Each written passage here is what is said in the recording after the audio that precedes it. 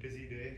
That's all part of, but it's part of paying back. Yeah, we appreciate it. You know something, Mhm. I do a lot of things that are inconvenient for me, Yes. or that are, that's part of responsibility, I have a responsibility to giving back.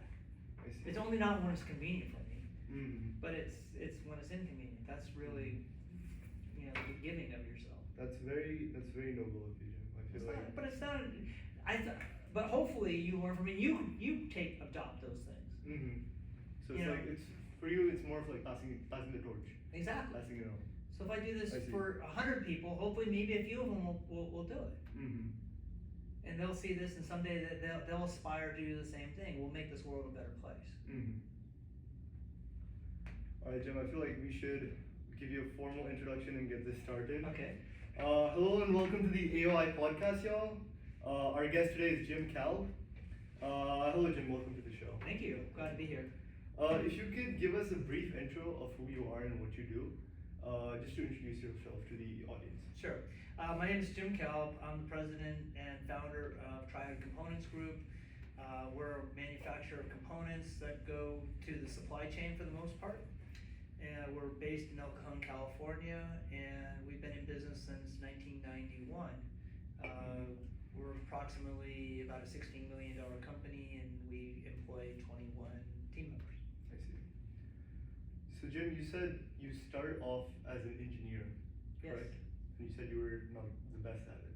That's How horrible. did you make that transition from first finding out that engineering wasn't for you, and making your transition into the entrepreneurship world? So, I was a business major, actually, to start with. Oh, I see. And so, but I was on the dean's list for, but I had never, so I came from, back in high school, Mhm. I went to actually a trade school. So I was actually, they taught me how to weld and how to do sheet metal, Mhm. and I could do machine work and all that Mhm. kind of stuff. And so it wasn't a college prep. And in Mhm. fact, out of the 250 graduates, 242 graduates, only 8 of them went on to college. Mm. And so they didn't prepare me we didn't take science and technology or chemistry or physics, I never took any of that stuff. Mm. The most math I had was trigonometry. I see. And so, but I believe I knew math pretty well, so I was doing really, really well in business department. I was there for 3 semesters. I was on the dean's list for 3 semesters, and it was almost too easy. But I didn't feel like I was actually learning anything. Mhm. Anything takeaway. I always thought was kind of like theory only, and so I wanted more of a concrete type of career. And so I looked at. I said I'm pretty good at numbers, and I said, well, I could be a doctor. Because I believed at that time I could do anything. And I said, well, that's 8 years, medical school, and I don't want to do that. I could be a lawyer, that's another 2 years of it. But I can become an engineer, that's only a 4-year education, I can do that. And so then I looked at other things like, well, who makes the most amount of money? Well, petroleum engineers made a lot of money, but there was no program like that in San Diego State. So electronic engineering was so like, okay, I'm going to become an electronic engineer. And I went from getting like straight A's to straight D's. And That so must be a big time to your confidence too. it was huge, but again, it was engineering back in those days. I'm not sure if it's changed at all, but so engineering classes I would take, I'm talking about 300 level classes. I'm not talking about 500 level classes, but 300 level classes. So a professor would give an exam with 150 points. An exam. The high score was 42. The median score was 21, and graded on a curve. But how would you like to be able to just get the high score, and that you've missed 90, or 80% of all the question? And so it wasn't even that; it was just the way they taught back then. It was more of a weeding out process along the way. It wasn't about conveying information; it was about basically telling you what you don't know. And so I knew after probably my sophomore year that I was going to not do this, and so I was going to go into some sort of technical sales. So I got myself through school. I took summer school. I retook classes in the summer, and I took winter session, and just got myself through school somehow, some way. And then I started working, and of course I went for a job interview. It's kind of interesting on campus, and to a company, and they said, they said, well, what do you want to do? I said, well, I really don't want to be an engineer. I took the interview as an engineer. I said, I really don't want to be an engineer. I really want to get into, some sort of technical sales. It was like, great, we're not really hiring engineers. We're just here to like give a good showing. What we're really trying to do is hire technical salespeople. So I ended up, it was like a marriage made in heaven. So, and it was a really great opportunity because they ended up sending me all over the world, selling equipment that was really more power type of equipment. I was actually went to school to learn how to make chips. I was supposed to go work for Intel or something like this. I'm glad that didn't work out. So I learned about technical sales, but this was a really bad company, to be honest with you. It was a corporate company. It was they had representatives and importers all over the world, and I would go visit them. But frankly, they didn't teach me anything about the product. They didn't teach me anything about sales. They just basically threw you in the deep end of the pool and said swim. And so it was a valuable lesson for me. All of my experiences are a summation of how I run my company today. I take a lot of bad examples from people of not doing something and using them as a great role model as to how not to do it in the future. So I said, well, okay, if I'm going to create a sales company, which basically, even though I have products, it's really a sales company because nothing happens before a sale's made.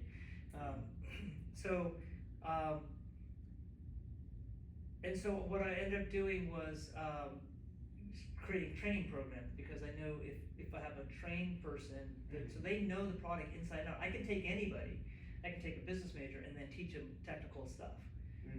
You don't need to be an engineer in order to learn our types of products and such.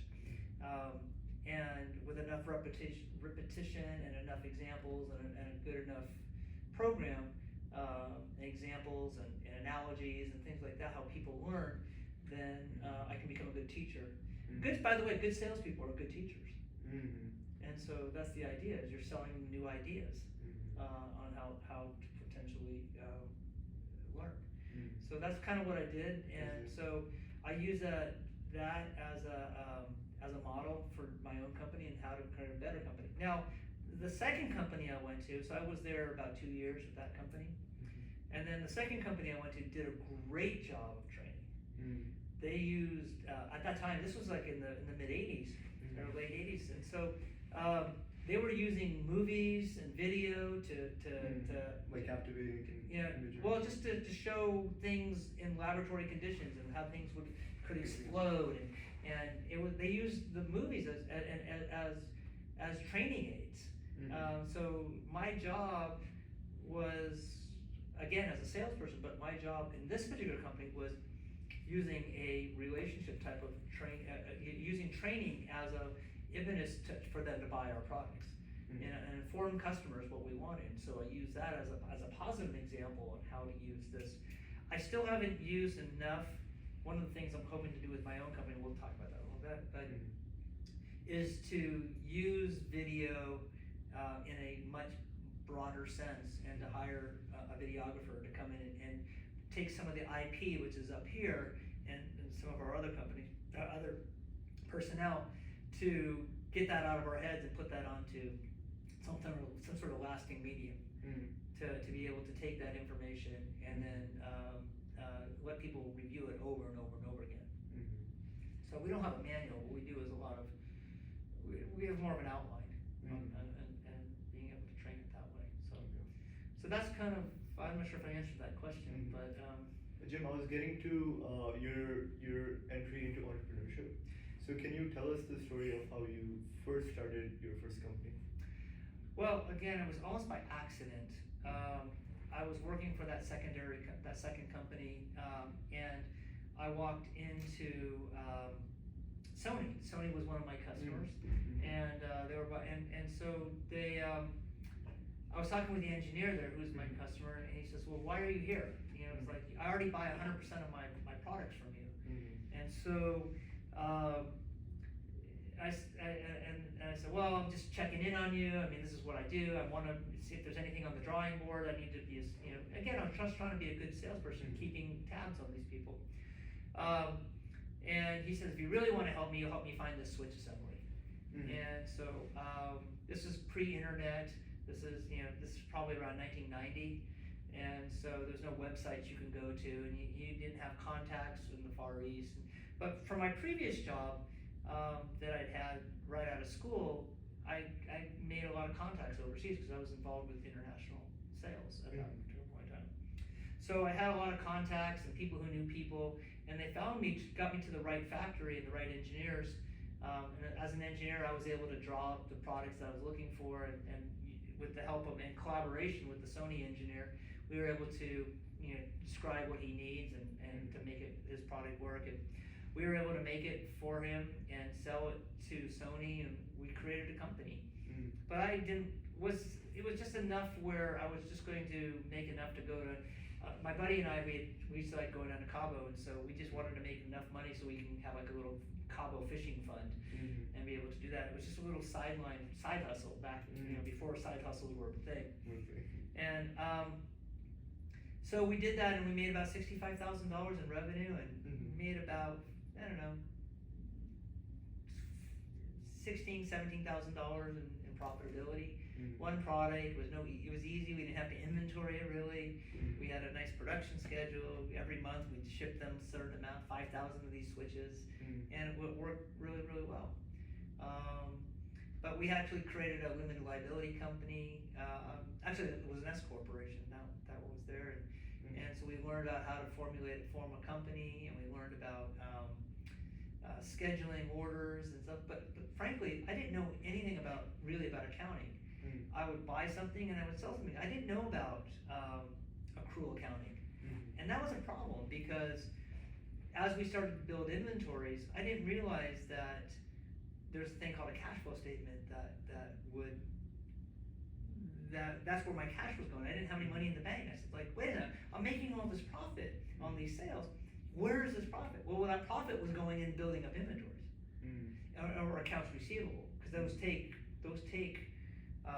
cash, and provides cash is something like accounts payable. So, but the problem is I didn't know this stuff, back then, and so it was because I wasn't a business person in any way, shape, or form. So I didn't know accounting, and I didn't know. I thought it was just about buying and selling. I didn't understand inventory management or any of that kind of stuff. So, and then ultimately I found a second customer to buy some power cords for me, and then I found a third customer to buy a light socket from me, and other things. And so now our second year we went from about $65,000 in sales to about $250,000 in sales, $235,000 I believe it was. And we made a little bit more money. And then I also had to hire somebody to answer phones. And this was when, Jim?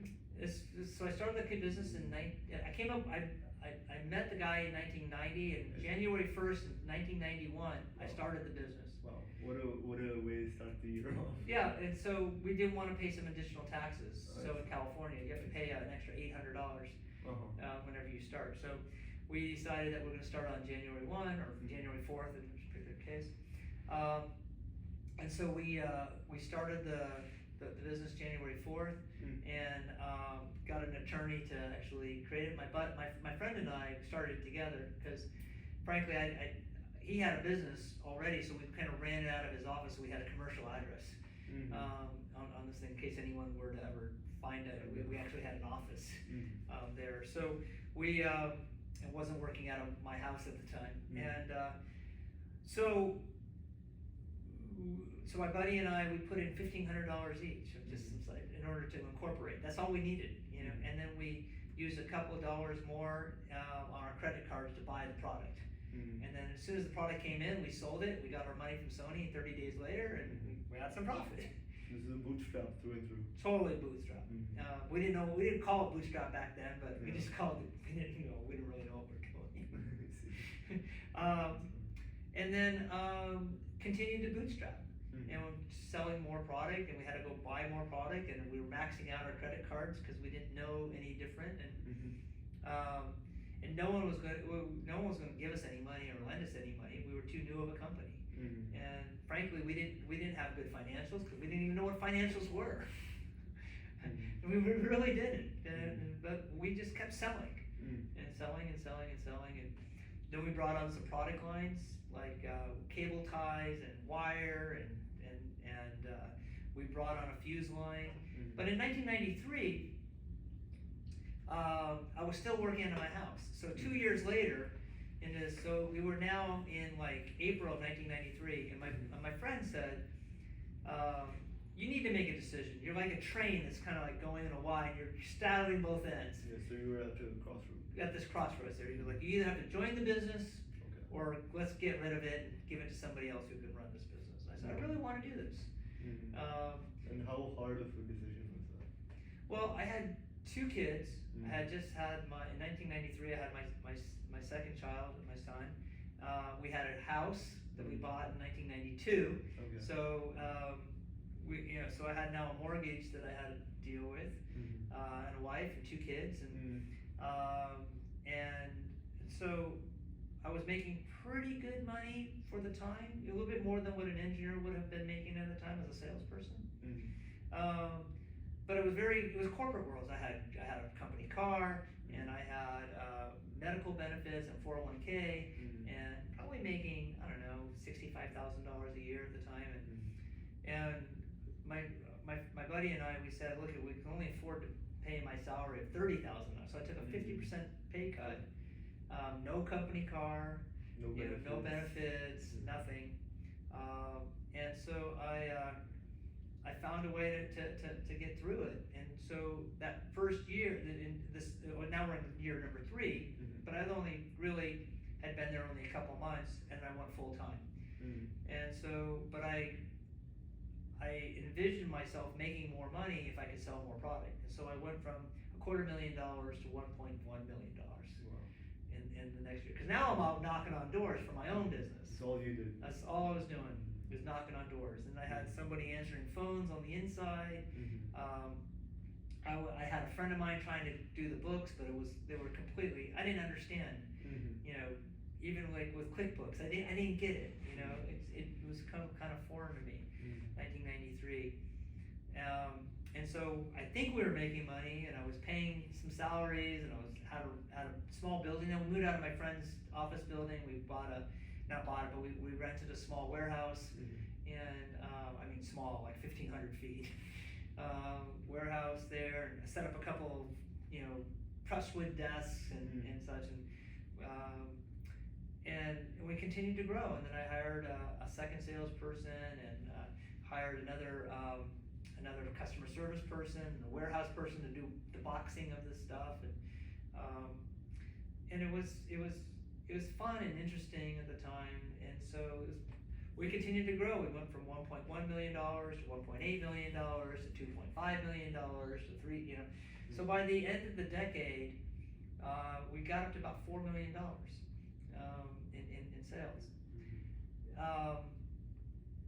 But then there was another problem too. So remember, I had a partner in all this stuff, and he wasn't working. He had his own business, and so there was a really valuable lesson there too that I thought was pretty interesting, because I've talked to a lot of entrepreneurs. So there is a huge difference. I didn't talk about this recently, but a huge difference between ownership and employment. And so what happened was, I was taking a cut in salary, building the business up, but my friend was profiting from this, because he wasn't doing it at all. So he's reaping all the benefits with $1,500 investment. And so he was getting, for me to take a less than value, so I was growing the business, and he was taking the benefits there. Was this a 50-50 partnership? It was a 50-50 partnership. So I was becoming more and more resentful for this along the way. And to a point about 1995, I said, I want to buy you out. He wasn't interested in selling. And so ultimately what I ended up doing was, another opportunity came down the road for me to start another company. And so I started that with 2 other partners. And so I was spending some time over at this other company as well. So now I had 2 companies going on simultaneously. It's okay. The first company, Vortex, was growing still, Basic Power was, I had a couple really big customers that wanted me to do some custom manufacturing for them. They came up with a couple custom projects. My two partners, one was a manufacturing engineer and the other one was a mechanical engineer. And I was doing the electrical work and doing some sales as well. So, but there, you know, I didn't need to take a salary. None of us, we all had other jobs. We were all kind of moonlighting in this business. But my first partner found out about it and said, well, and I said, well, I'm just, you know, let's sell the first business because and I'll just go work at the second business. And he was really upset about doing this, and because he says, like, look at I really should get part of your other business because you're doing this on company time. I said, no, it doesn't work that way. So we agreed to sell the company for the most part to somebody else, the Vortex Technologies. And but he says, I'm not going to sell it to you because you have intimate knowledge and you know what it's worth, and so you can make whatever price you want. So I said, all right, I'll sell it to a third party. So we put it on the market, and we had somebody step up to buy it at a certain cost. And he in his due diligence, at the very end, he says, I'm not going to do it without you, because I was going to go to the new company, Basic Power, and full time. And so at the end, the guy who was going to buy it decides not to buy it. And so, but the nice thing about it is my partner and I both agreed that was a good price because we were both willing to sell it at that price. So the value, through this exercise, a value had been set for it.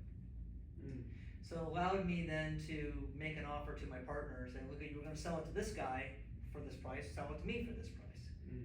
And he still wasn't going to do it, but there was a very fortunate thing that happened to me. And that was his wife and him were having some marital problems and they were going to get divorced. And so out of this divorce, his 50% was going to turn into 25% because she was going to get 25%, he was going to get 25%, and the wife agreed to sell me her share. So now I was going to end up with 75%. Oh wow, that's a fun story. And so their divorce allowed me then to, he saw the writing on the wall. He didn't want to be a minority shareholder. So he says, okay, I'll sell you, I'll sell you my portion as well. Okay. So kind of his divorce kind of forced him out of this business. And so now I own both companies. But I had a set of partners here, and I own this one 100%. So now I was operating with these two companies and growing. So the first company, Vortex ended up at the end of it doing about $4 million a year in annual revenue. Basic Power ended up doing about $2 million, but at much better margins. So one was about high 20 margins, the other one was about 45% margins. So it was really good margins to be had there. So, and I wasn't even living off that money. I was living off the Vortex salary because none of us were getting. So we were using those monies, just kind of growing our cash flow and everything. So ultimately, what happened was those partners operating a separate company, and in 2000, one of my main product lines that I was selling at Vortex decided they were going to go a different route, and they said, we're no longer going to sell to you, to our distributor. And I saw immediately about 40% of my business going away. And so it was basically fuses. It was that same company I used to work for. I became one of their distributors. Because I knew the product really well, I was able to be very successful selling it. And so I decided, okay, well, I already know fuses very well, and I know manufacturing, so I'm going to start my own fuse company. And I'm going to sell to all the customers that manufacturer had just cut off. They cut off thousands of distributors at that one time. They're going to go to basically a master distributor way. So they had 5,000 distributors, and they basically didn't go from 5,000 down to 20. Oh, okay. And so I was thinking, okay, well, all those people are going to need fuses. And so as a fuse line. So I decided I was going to create my own fuse company and do this, and I was going to name it OptiFuse. And so now I had three companies as a part of all this stuff. So This is now 2001. I had started this in 2000. I wrote a business plan. I was actually going to get it funded, but I couldn't find any. Remember, in 2000, this was the height of the dot-com era. And so nobody wanted to invest in a fuse company. People wanted to invest in an internet company. Yeah, tech was big, and so I couldn't raise not a dollar. I raised a couple of dollars from family and friends, about 100,000, and then my two other partners and the third partner. So ultimately, I raised a grand total of about $400,000, including to start off, mostly from the founders. Okay.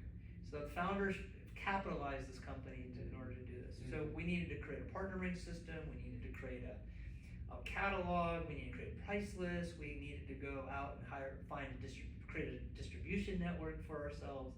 We had nothing. We started with absolutely nothing. But what we did was we had two companies that were profitable that could help to bootstrap the third company and help to kind of build that up.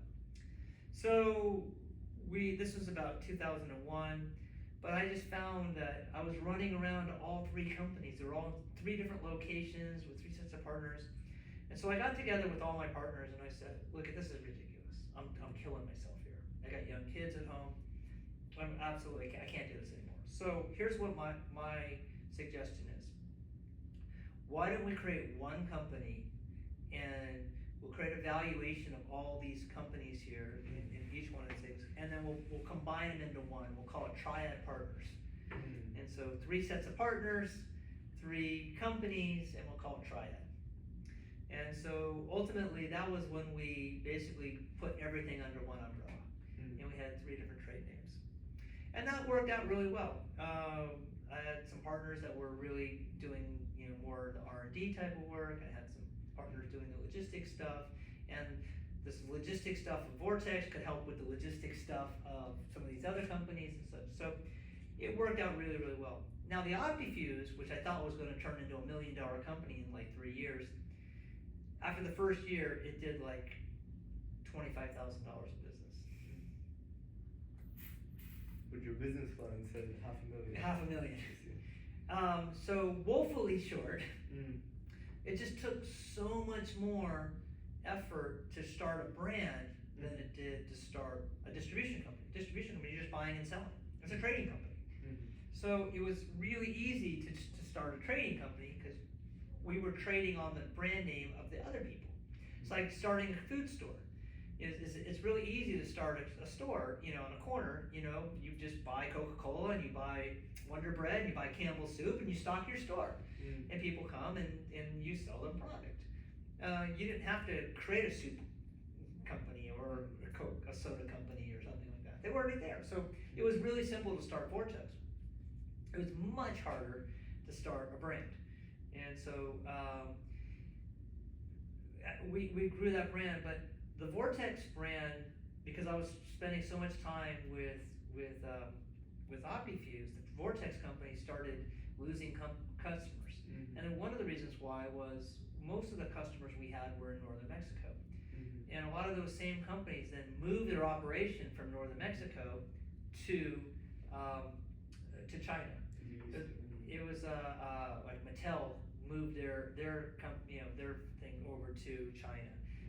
Sanyo, Panasonic, Sony, Hitachi, all these companies basically left. Some of the technology changed as well as they went to flat screen TVs. We were selling a lot into the TV industry. And so the cathode ray tube, the CRT, went away. And so now we were left with nothing. A couple of other big companies we were selling to, there was some corruption going on down there as well, and someone was paying the managers a little bit, the buyers a little bit more than us.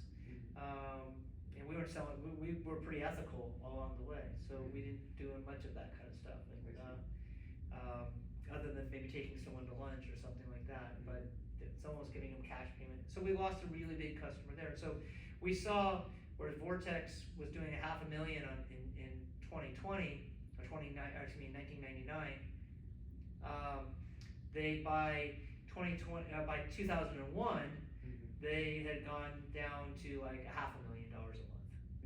From $400,000, you know, $350,000 a month down to, you know, $500,000 a month. And so, or five, about $100,000, about $500,000 a year in sales. And it was really, really bad. So it dropped down to about $1 million. So we lost from 4 million down to 1 million.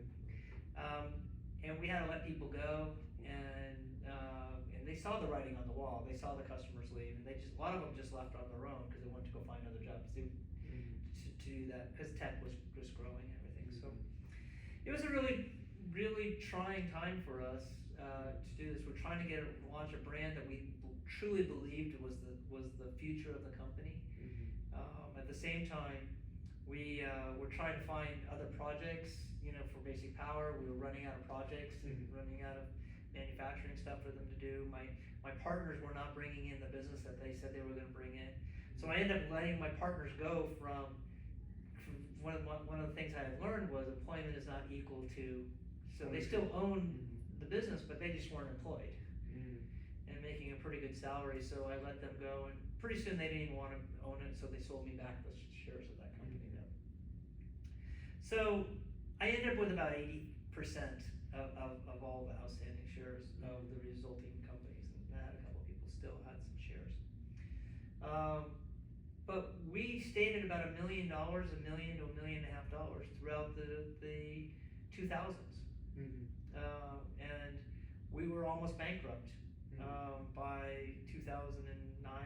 And so, but the people who were there were dedicated, and they knew, and we worked with open book management, and we had a lot of trust amongst each other and such, and so it worked out really, really well for us.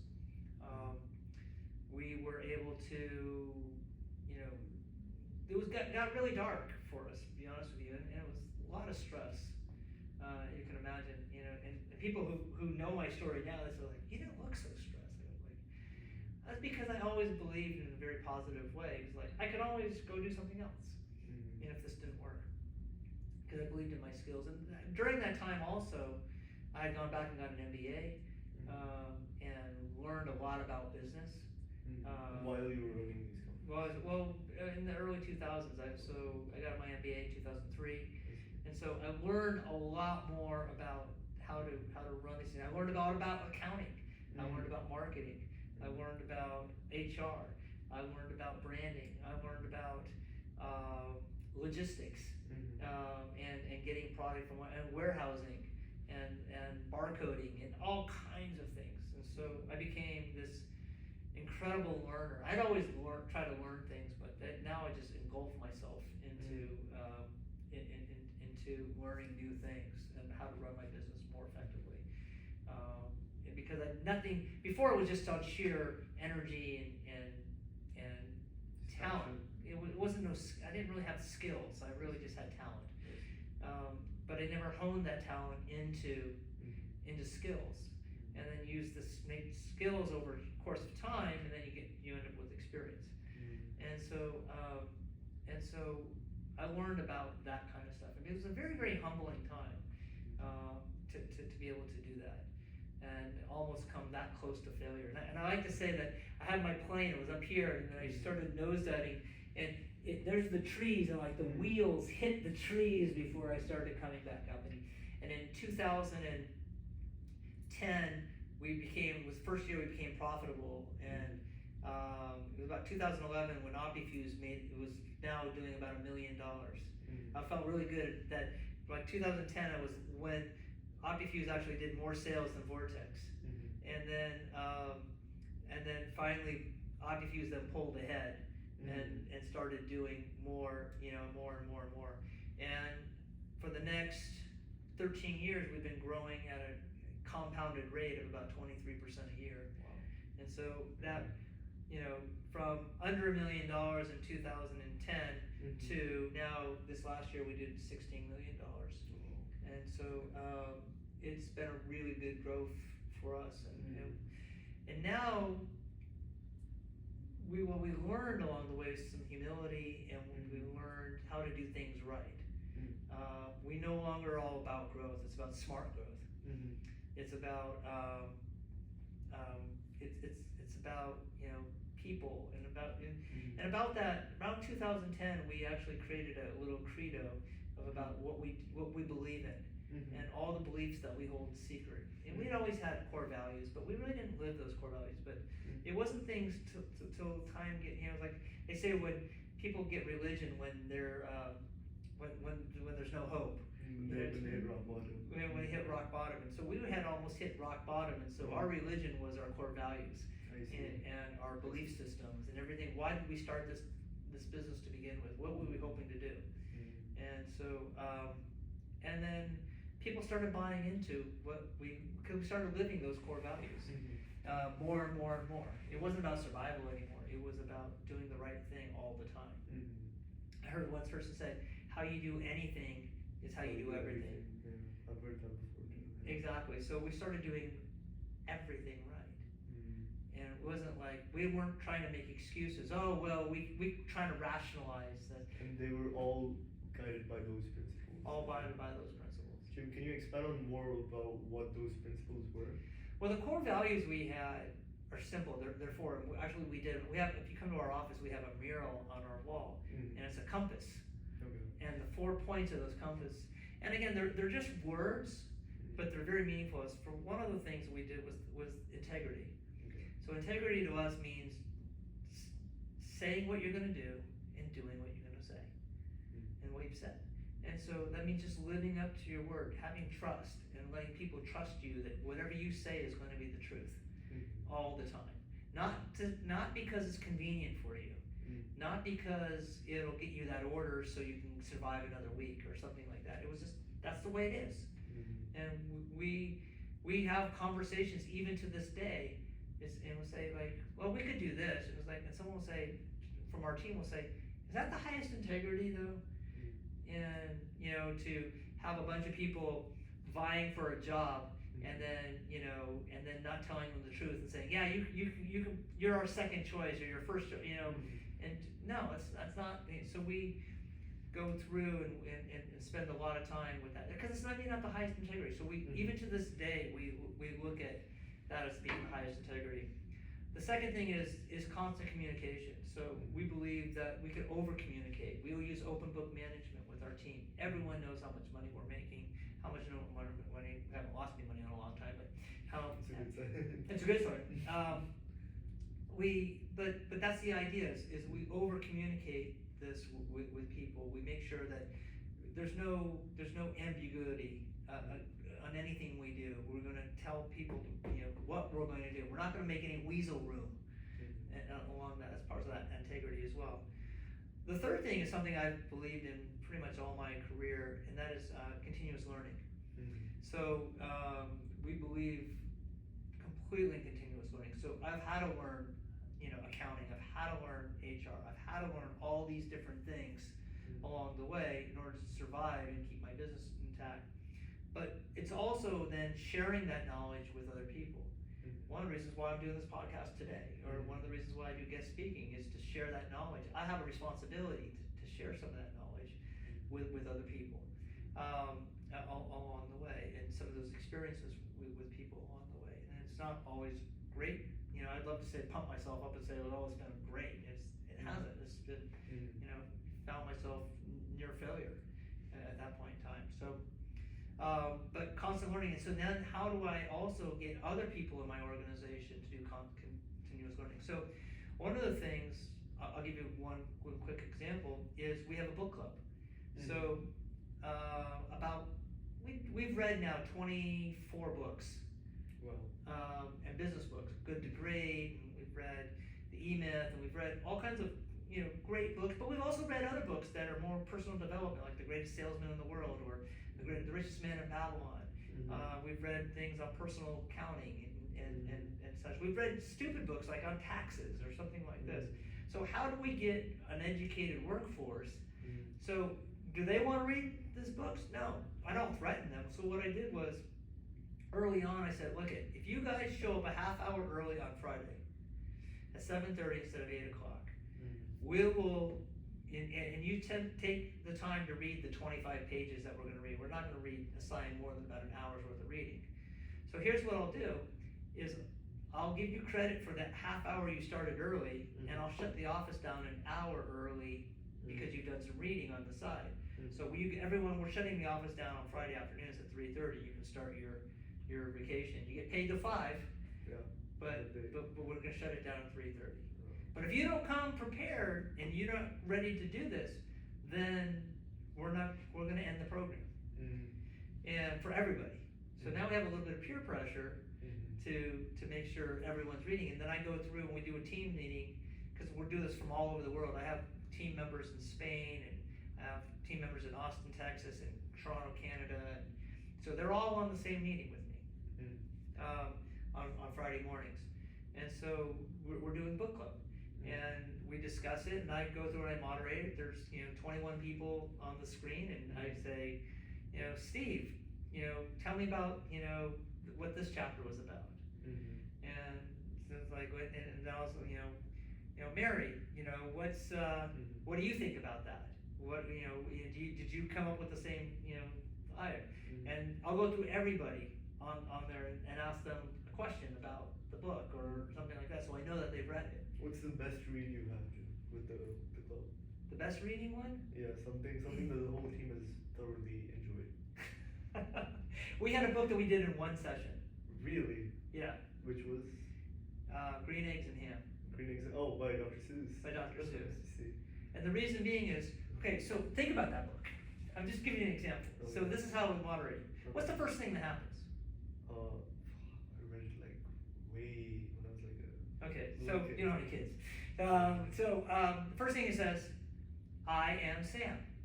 So what's the first thing a salesperson does? They introduce themselves, right? Yeah. I am Sam.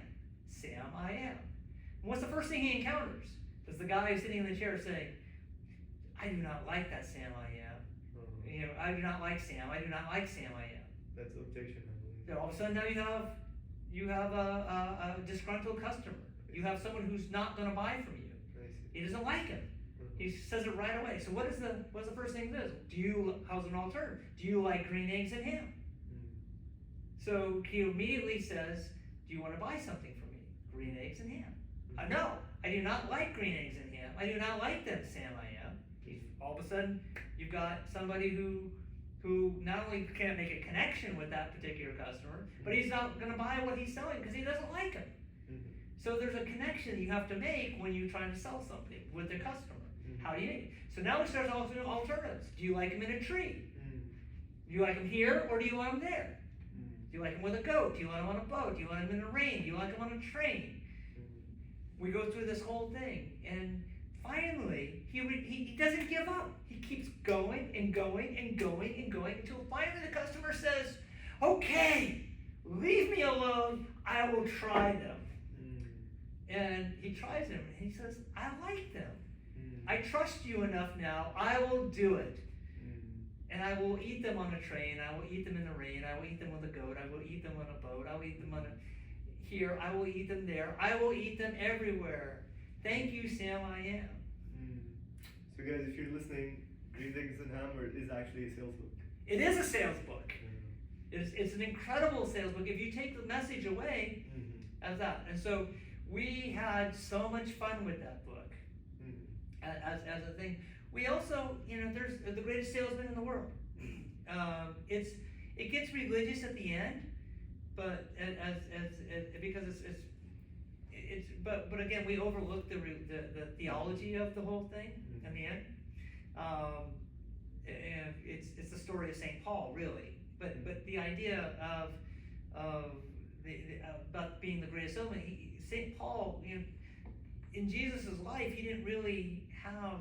And again, I'm not trying to get religious here. I'm an atheist, but the idea as the theology goes on this to say, in his lifetime, Jesus had followers. Don't get me wrong, but when he died, his followers kind of went away. He had 12 apostles that went around to spread his word. It's down to 12 at the end there, and one of those people converted, Paul, and it was Paul who did all the conversion, and Peter that went around and sold the religion, sold this idea of a savior, sold this idea of the story behind Christianity. Without Christianity, without St. Paul, we would have had no Christianity. It would have been, it would not have existed. And by the way, if Christianity didn't exist, probably, Islam wouldn't have existed, because that was a play on that as well. So the idea here is that it came from, but that was it was a great sales book, and learning that one of the greatest marketing books that out there today, without a doubt, is a book that you've never even heard of. It's called Marketing from the Inside Out by a guy named Sean Bussey, and he runs a marketing firm. He wrote it to get clients to come to his company, and as a marketing firm up in Portland, and is by far the best marketing book I've ever read before. I'll take that out. Yeah, so there's another one. You can put it in your show notes. I will. if you want to do it that way. But the idea though is that it's one of the best marketing books I've ever read. So I'm gonna ask you a question here. Sure. What's the difference between sales and marketing? I feel marketing is getting people aware of the product, and sales is like closing them on the product. That's probably the best definition from anybody. I've interviewed a lot of people here. Really? So you've pretty much got it. Maybe you've already heard my story. But so marketing, the way I describe it, the best way is to get the person to come to the car lot, and sales is make sure they drive away with the car. Okay. Two different skill sets, right? Yeah, for sure. So you're gonna go and look at a car because you already know about it. You've already heard about it. You already read the reports. You already know. When I say the ultimate driving machine, you're gonna say BMW. You know it's an ultimate driving machine. It's not the least expensive car. It's not about having. It's not about fuel economy. It's not about how much payload you can haul, or how many passengers there will be, or how safe it is. It's the ultimate driving machine. And so that's what you know about that vehicle. You say the same about Mercedes. You can say the same thing about Hyundai. Hyundai had a problem when it introduced Genesis, by the way. And the problem was that they sold it under the Hyundai name. It was the Hyundai Genesis.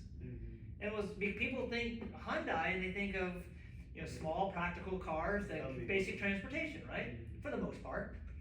A family car, or sedan, or it's boring for the most part. But it's priced affordably and it's economical and such. And so all of a sudden they have a nice sporty, luxury car under the Hyundai name. It failed miserably. It only became popular again when they reintroduced the Genesis line as a separate company. Completely. Is that what Toyota did with Lexus too? Exactly. Well, they did it first. I see. Toyota did it with Lexus. Nissan did it with Infiniti. Honda did it with Acura. So they had already done this, but Hyundai said, no, we're not doing it that way. We're going to do it under our Hyundai brand, and it failed miserably. It wasn't only until they relaunched it as the Genesis brand that they actually were able to do that.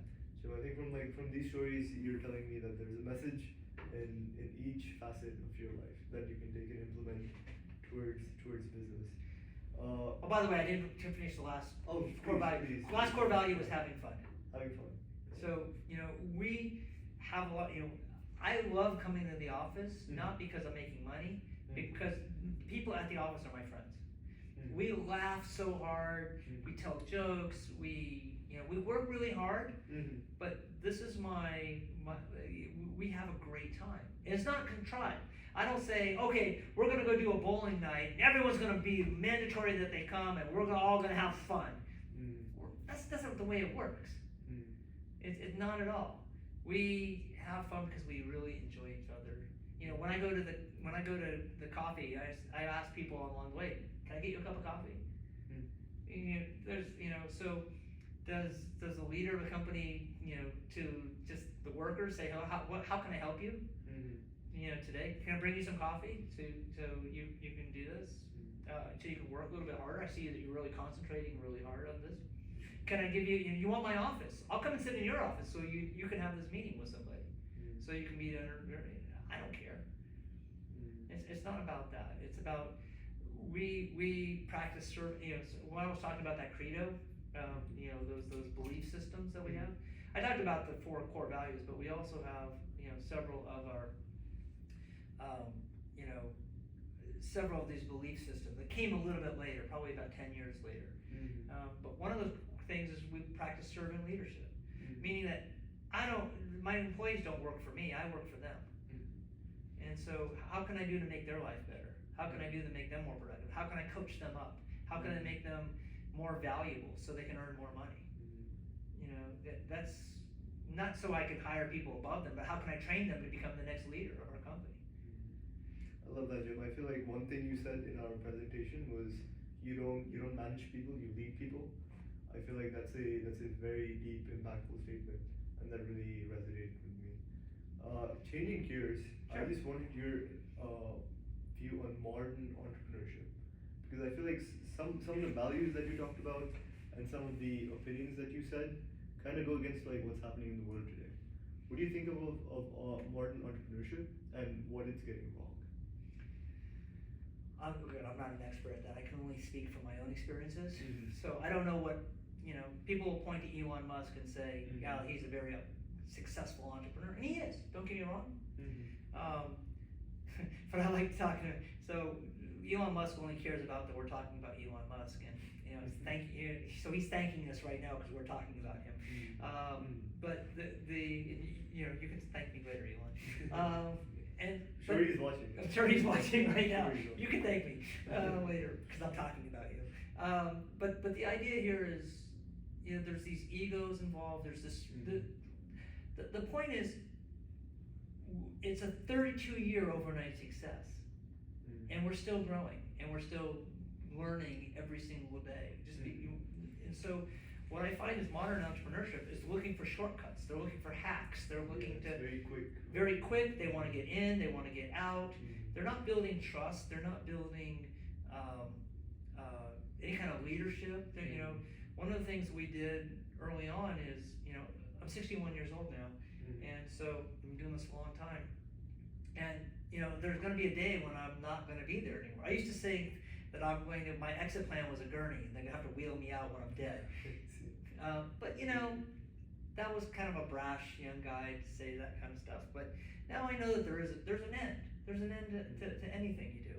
But I want the business. I want to go on. I've got 20-year-olds that work for me now.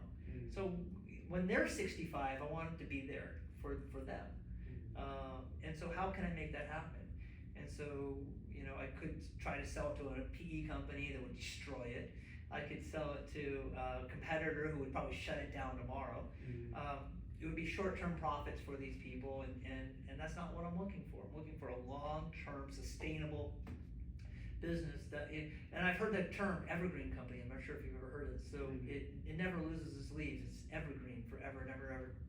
A redwood tree that grows forever, or a long, long, long time. So the idea though is that I think modern entrepreneurship is, that's taught is go big or go home.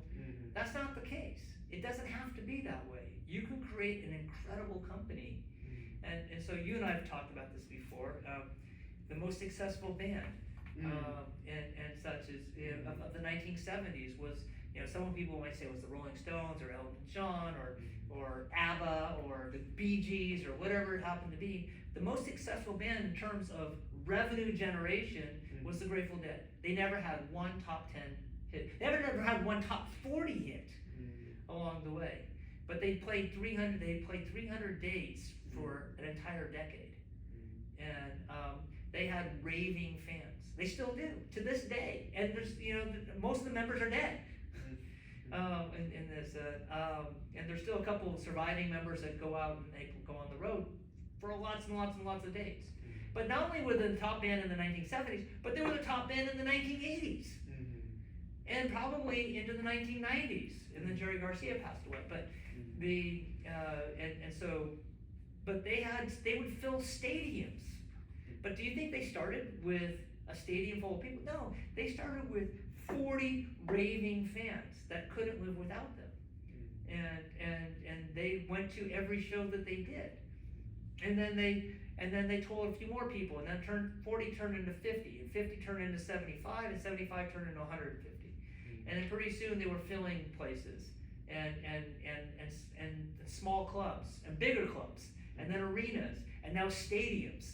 to a thing. And so, whereas that's a kind of, they're an enduring institution that will live forever. Their music will live forever in a lot of ways. They're not making any new music per se, but they will live forever. And so I want my business to live well beyond me. And so it's an endless game. I'm not looking for a beginning and an end, a middle and an end. There is no, for me there might be an end, but the business itself will go on for 200 years hopefully. And new technologies will come and replace fuses, and then there'll be some other technology. If we continue to learn, adapt, and grow, then there will be years ahead of us and such. But so I'm teaching the people who are 20, how to do that, how to grow, and how to learn, and how to be creative, and how to be curious, and how that makes it all work. And to find out what the new technologies are as we go into electric vehicles and autonomous vehicles and things, with new types of batteries and things that need all kinds of different protections along the way. We want to be that company that innovates and helps to continue on into the future and adapt along the way. But it won't be me, it will be the next generation, and the generation after that, and the generation after that, hopefully. Well, Jim, speaking of next generations, just to close the podcast off, because we've been going off for quite a while. Okay.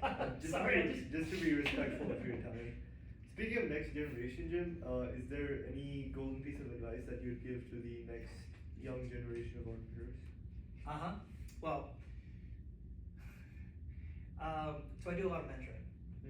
So the key here is to take some of the talents that you have, continue to learn, and take those talents and turn them into skills.